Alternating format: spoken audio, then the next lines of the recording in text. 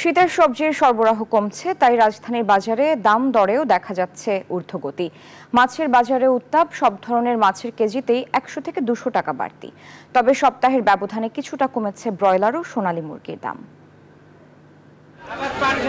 বাজারে শীতকালীন সবজি কমতে শুরু করেছে। দেখা মিলেছে পটল, ঝিঙে, টমেটো, লতা সহ নতুন মৌসুমের বাহারি সবজি কিনতে হলে গুনতে হচ্ছে বাড়তি টাকা।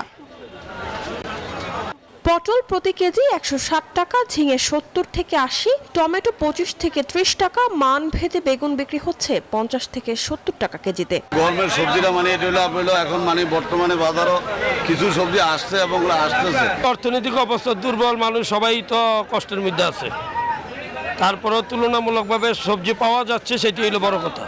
সপ্তাহের ব্যবধানে বাজারে মুরগির দাম কিছুটা কমেছে। পবিত্র শবে বরাত উপলক্ষে গত সপ্তাহে মুরগির বাড়তি চাহিদা ছিল, এই কারণে কেজিতে বেড়েছিল 10 থেকে 20 টাকা। সেই দাম আবার কমেছে। এছাড়া ফার্মের মুরগির 1 ডজন ডিম বিক্রি হচ্ছে 135 থেকে 140 টাকায়। এই সপ্তাহে মুরগির দাম কম আছে।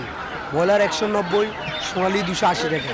গত সপ্তাহ থেকে 20 টাকা 15 টাকা দাম কম আছে। সাধারণ মানুষের ক্ষেত্রে এদের সবসময় বোকা দিয়ে থাকবে আর কি। এক রকম দাম বেশি। এদিকে মাছের বাজারে বেড়েছে উত্তাপ। সব ধরনের মাছই কেজিতে বেড়েছে 100 থেকে 200 টাকা পর্যন্ত। বড় আকারের ইলিশ প্রতি কেজিতে 200 টাকা বেড়ে বিক্রি হচ্ছে 2400 টাকায়। চিংড়ি 800 থেকে 850 টাকা।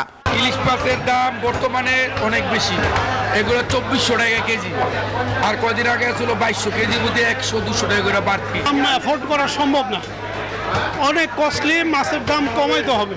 মাছের দাম বেড়ে যাওয়ায় দুশ্চিন্তার কথা জানাচ্ছেন ক্রেতা। সবার দাবি বাজারে বাড়ানো হোক কার্যকর নজরদারি।